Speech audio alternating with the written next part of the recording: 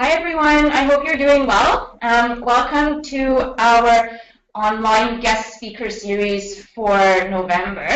My name is Rebecca Lee and I'm the coordinator for online services. And I also have our guest speaker here today, and this is Andrew Pitt from Rogers Communications. So just welcome everybody. Okay. If you are logged in, I just wanted to let you know that there is a questions tab for you to write in all your questions. If you have any technology difficulties, if you're unable to hear us or we're going too fast, please do write in the questions tab. Also, please do hold off all your questions regarding the webinar until the end of the presentation. We'll just start our presentation first, and it will allow some time, we promise, for you to ask questions, all right? So just before we start, can everyone just kind of write in the questions tab, where are you all from? We're very curious to hear that.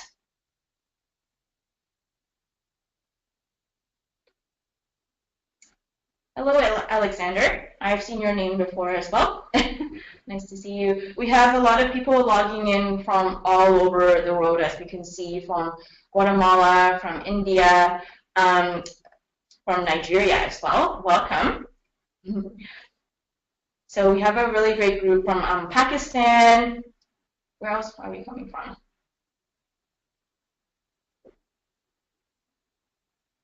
All right. We'll let you do that later.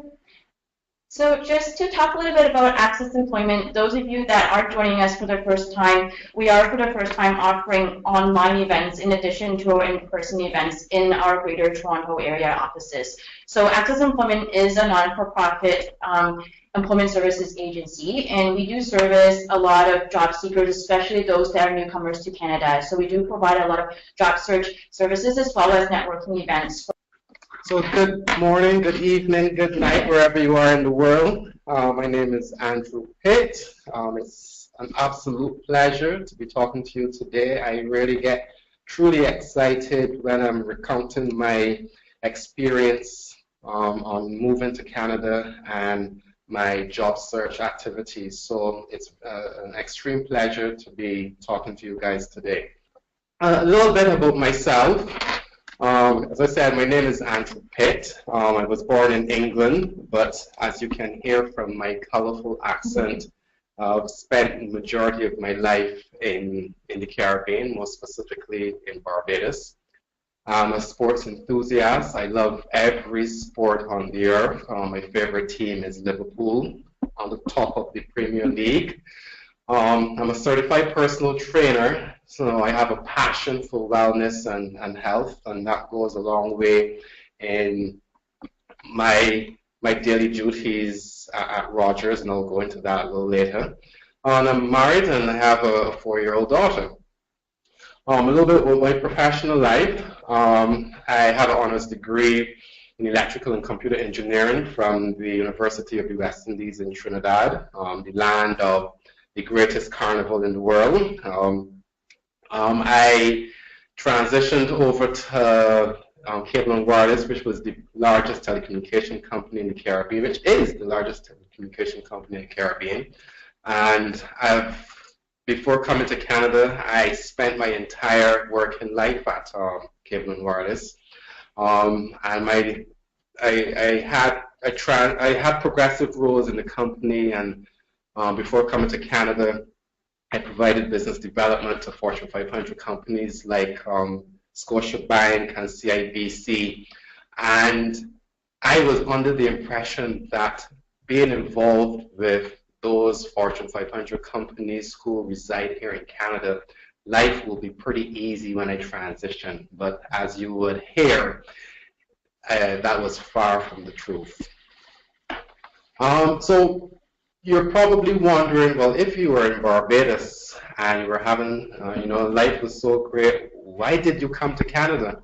And I can tell you, first of all, that my travels to Canada is not a traditional one, because, as I mentioned before, I'm married and my wife is Jamaican, and she worked at Scotiabank in Barbados and reported to the head office here in Toronto.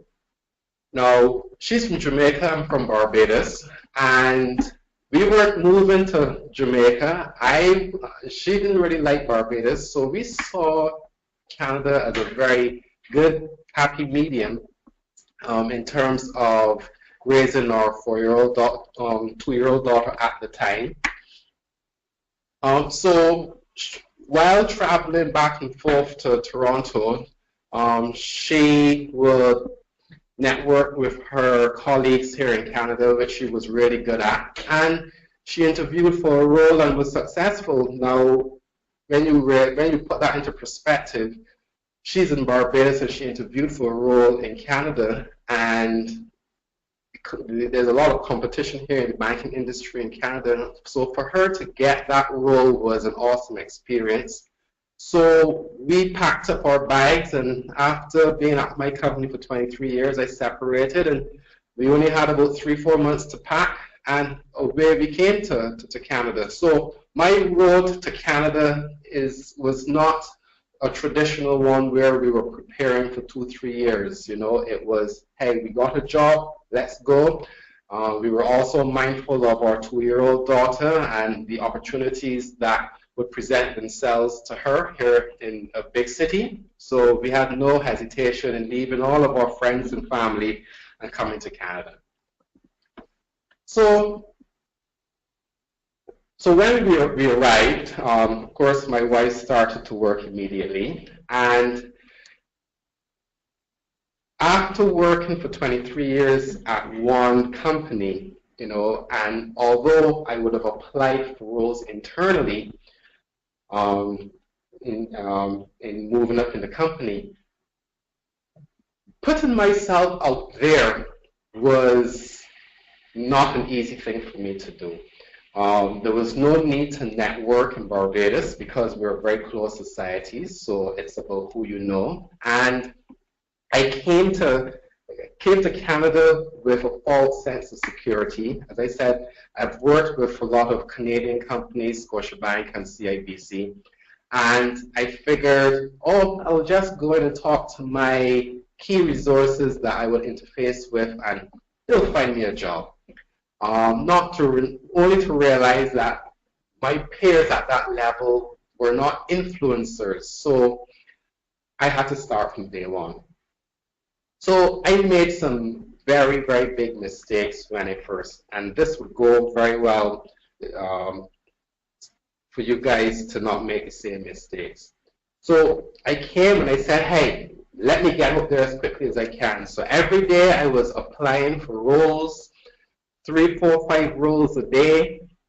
You know, I had a blanket resume, and I would apply for a role and send my resumes to all of these roles.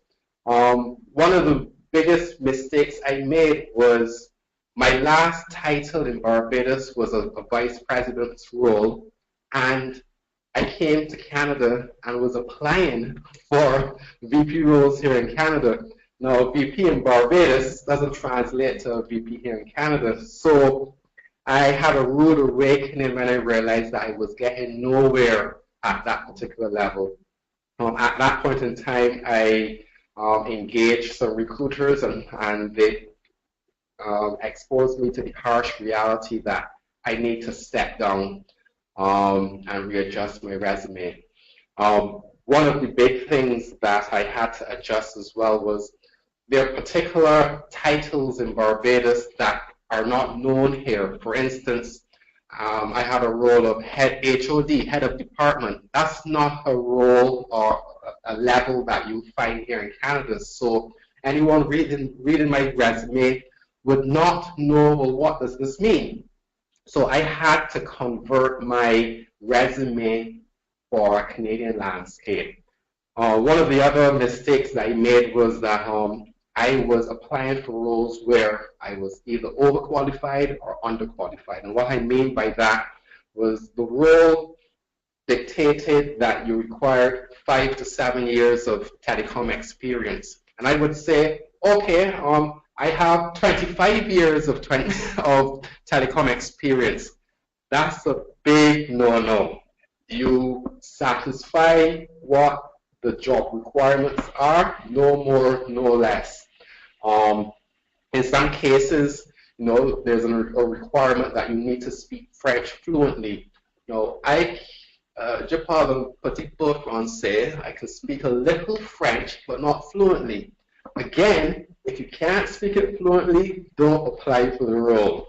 So that was one of the mistakes I made. And then finally, I spent my entire day being on the computer, searching for roles.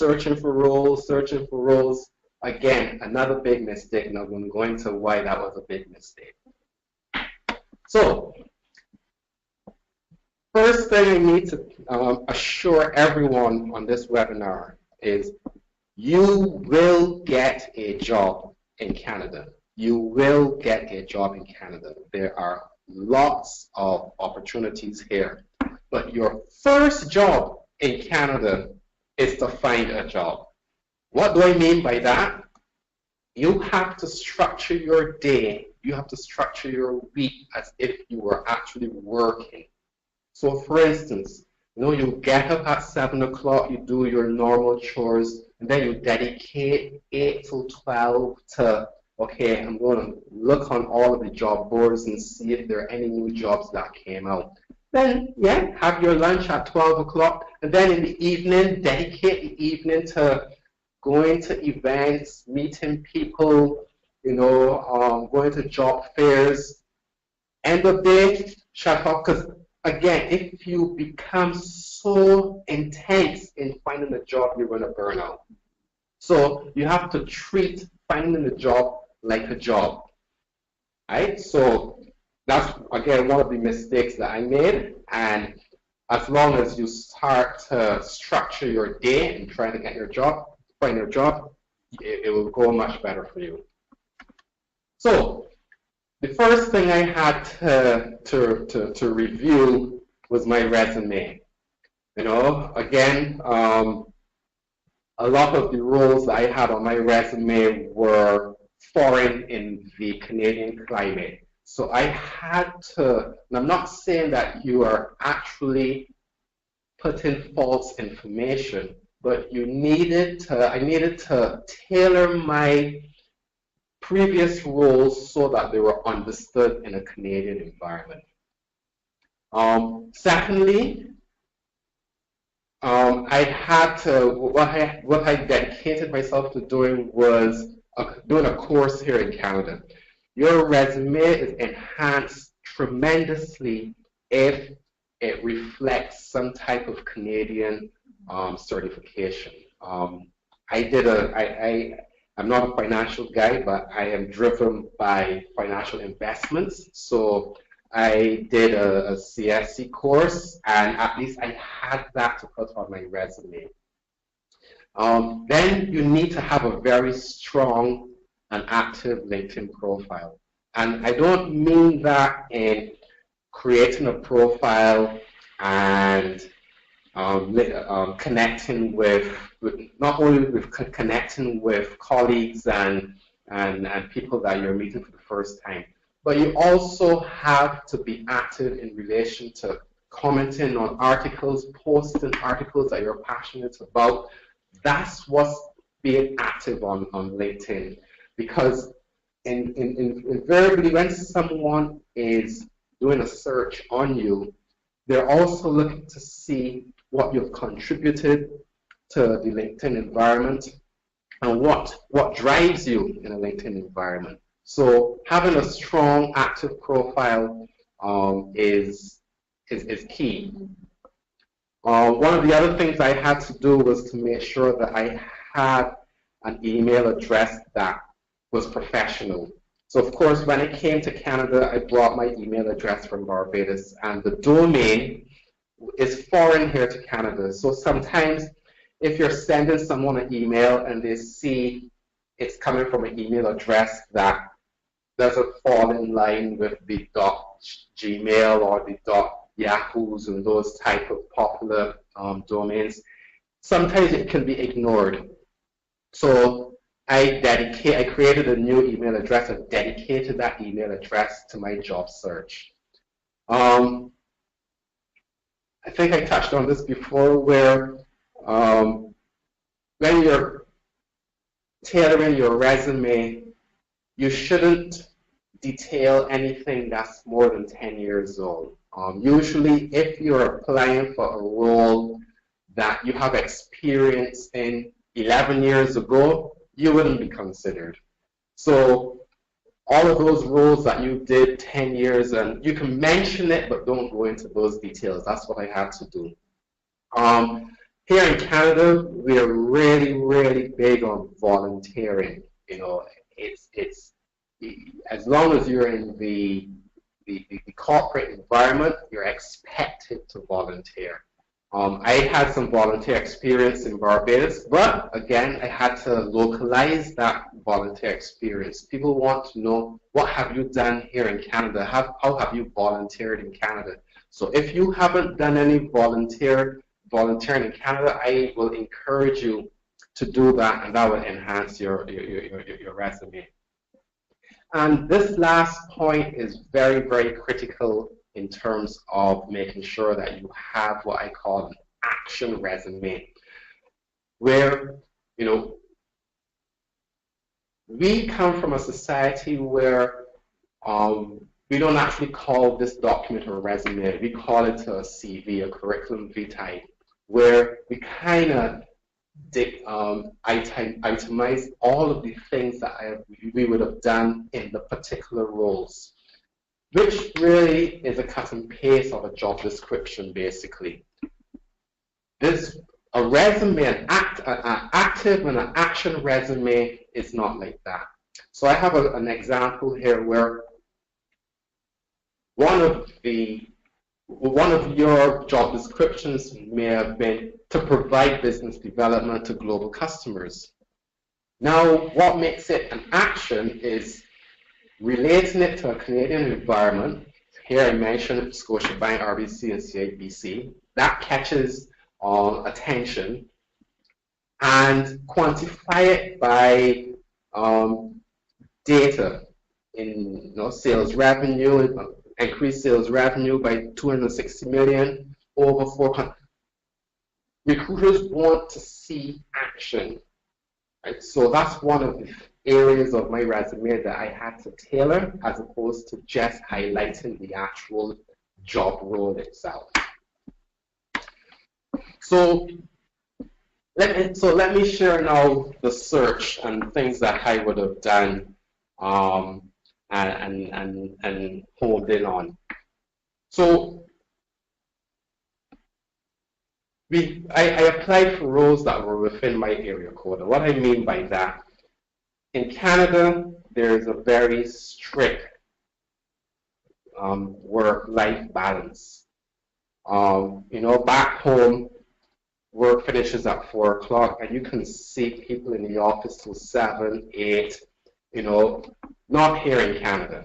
Here in Canada, at 5 o'clock, you can see the swarm of people going down to the train station. You could be carried down to the train station without your feet leaving the ground because of the swarm of people that's leaving work all at the same time. So, with that said, recruiters and employers know that it makes no sense looking at a candidate who lives in another time zone, in another area code, because they know that the commute is going to be very difficult. Sometimes you probably take 2 hours to get there. So they know from the beginning that you will be dealing with a stressful situation, and the candidate may break down at some point in time because you cannot sustain that level of commute every day. So employers like to know that they're recruiting within their particular environments. Then what I did was target industries. So I'm in the telecom industry, work for the largest telecommunication company in Barbados, and I focused my job search on the 3 biggest telecom companies here in Canada. And by the way, I work at Rogers, which is the biggest wireless telecom company in Canada. Um, and I also did work for the banks, as I said before. So I targeted my search to the telecom industry and the finance industry. And I became very, very targeted in that particular area. So you can imagine that if I'm targeting those particular sectors, that I'm going to shrink the opportunities that are exposed to me. And that was okay.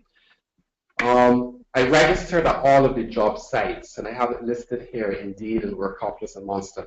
You need to make sure you're registered with these sites so that when you start entering your keywords, as soon as a job comes up with that particular keyword, you're notified.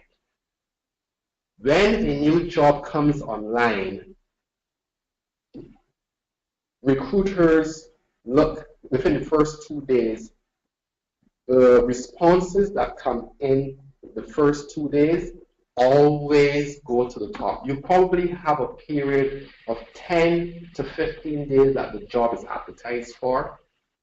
They concentrate on the first, how many applicants they got in the first 2 to 3 years, because they are already shortlisting those applicants before the end of the cycle.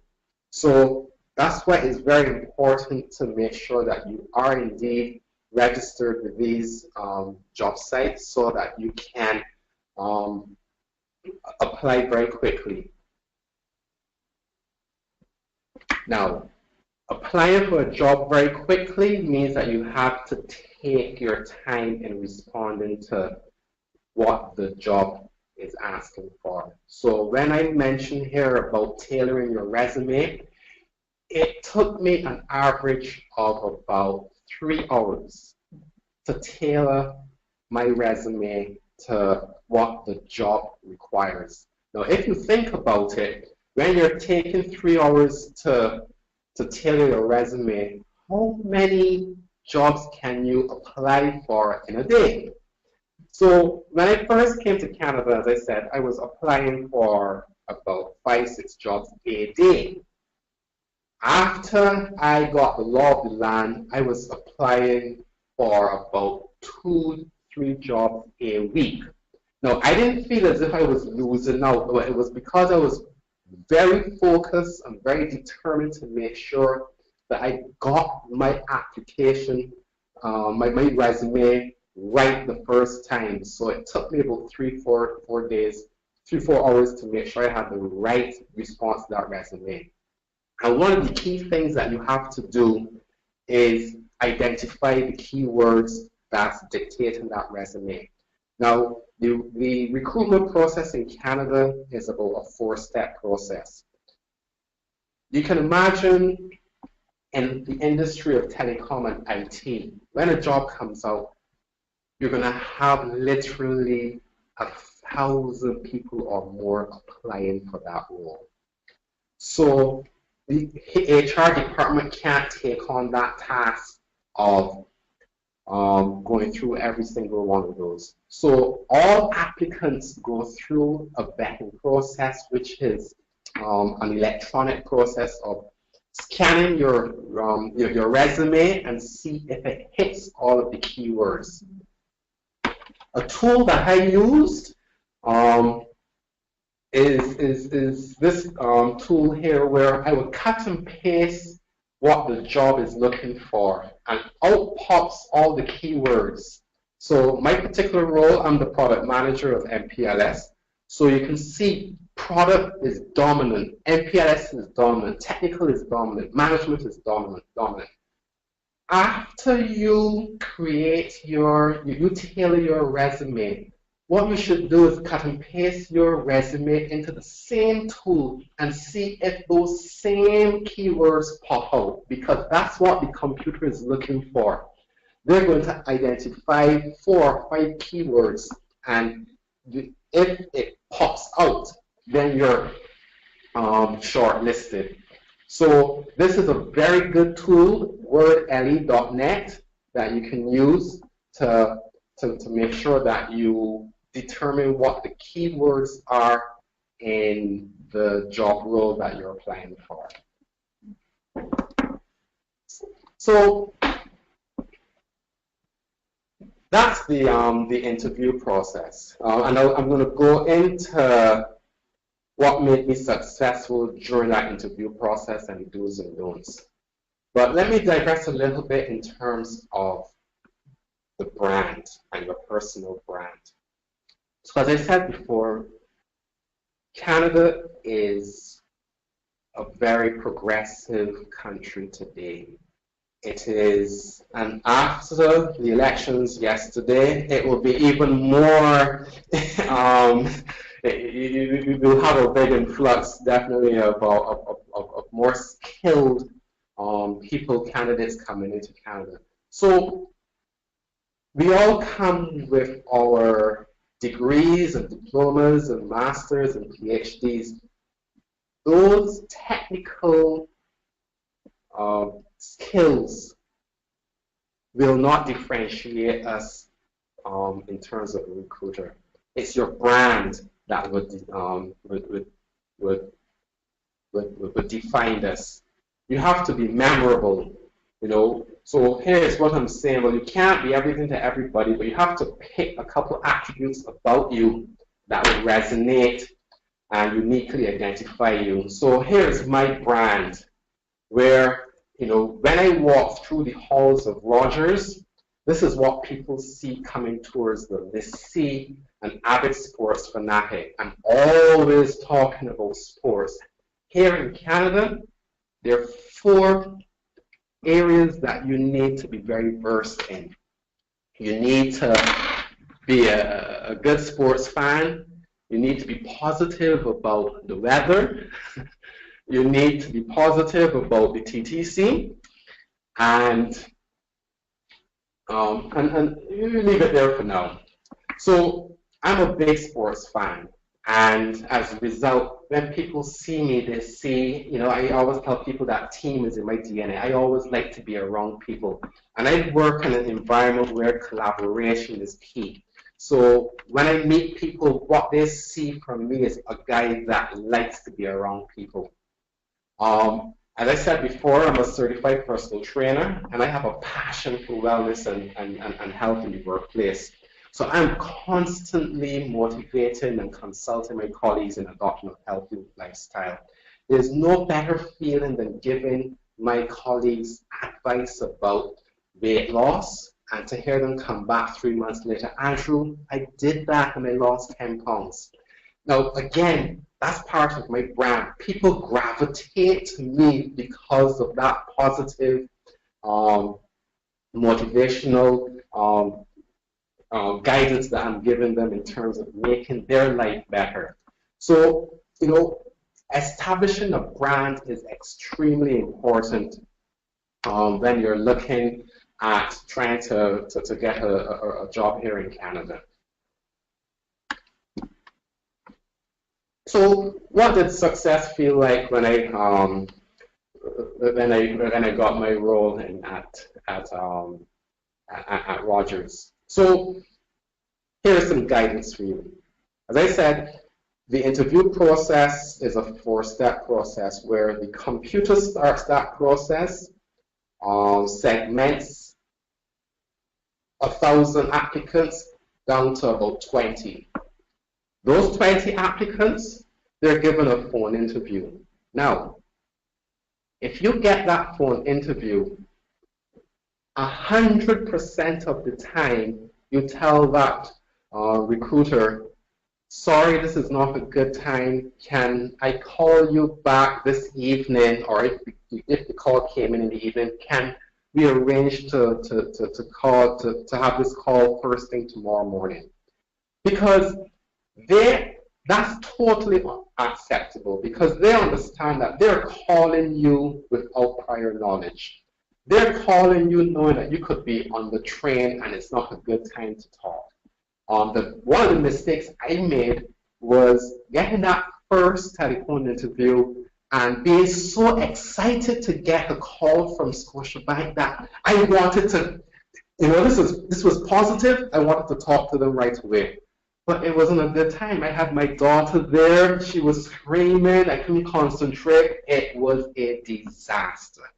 So first thing to do when you get that phone interview, Thank you very much for this call. Can we arrange to talk tomorrow? Because if you're sending out applications, you're not keeping up to date with the companies that, I mean, you are, but you're not going into details to know all of the things that you need to know about the company. So you need now to prepare yourself for that phone interview. And that phone interview is going to concentrate on two things. One, tell me about yourself, and trust me, you're not going to get a second chance to make that first impression. Tell me about yourself, and why do you want to work at Rogers? Two most important questions that you have to be prepared to knock it out of the park.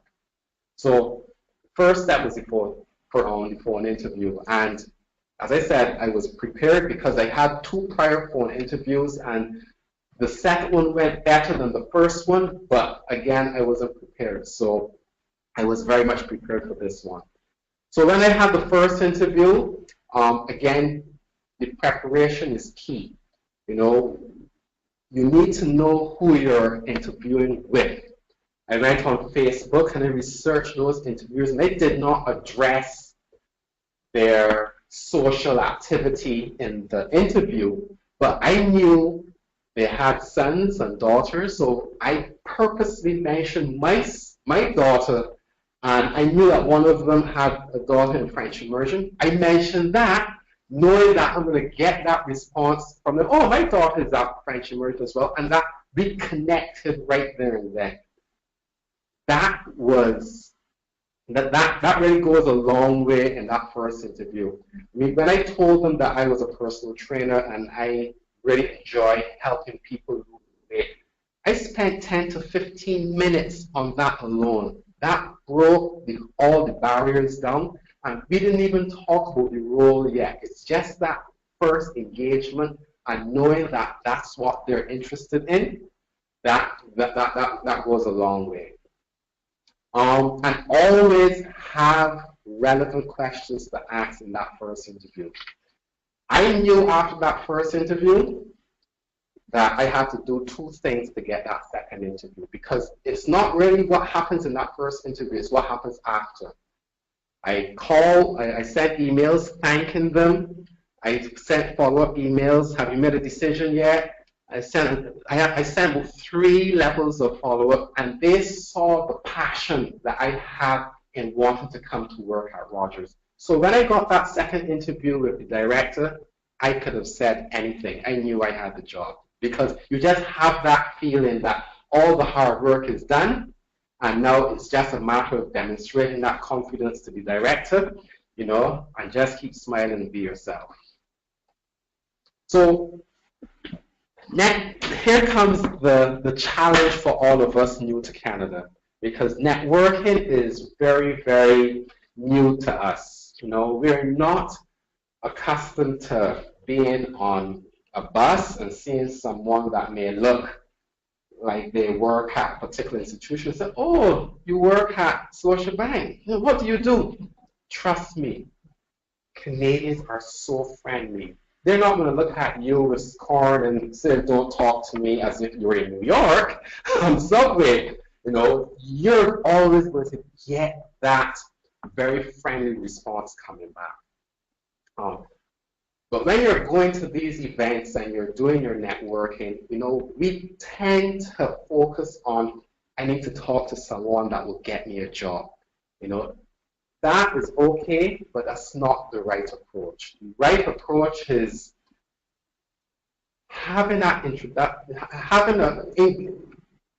introducing yourself and letting that person do the talking first. Trust me, everyone loves to talk about themselves. Everyone loves to talk about their achievements, and then they tend to also go into the challenges that they may have at work. After you start listening, then comes your elevator pitch that you're practicing and you're tailoring in your mind while you're listening to them, because recruiters and anyone that you're talking to want to know, how is this person that I'm talking to can help me in my organization. So it's not about you begging for a job. It's about listening to them and then proving to them how you can help them be successful. That 2-minute elevator speech now is about 30 seconds. You can't go rambling and rambling. You have to hit nail on the head after 30 seconds, and you have to make it about you.